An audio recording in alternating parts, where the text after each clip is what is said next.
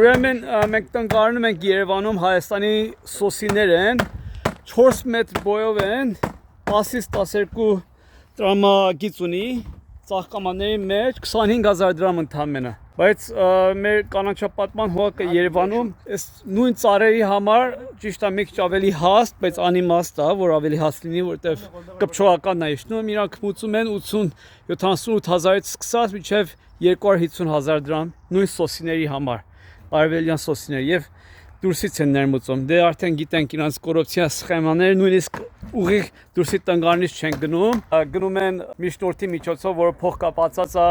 պարոն Ավինյանի պապայի նախկին գործընկերոջ բիզնեսի հետ ու հիմա համեմատեք Երևանի 80,000 դրամանոց գնված սոսի տնկիները որը չորացել են Մաշտոցի պողոտայում սա 2024 գարնան նկարներ են դե հիմա հարցը կոռուպցիան համակարգային է թե համակարգային չէ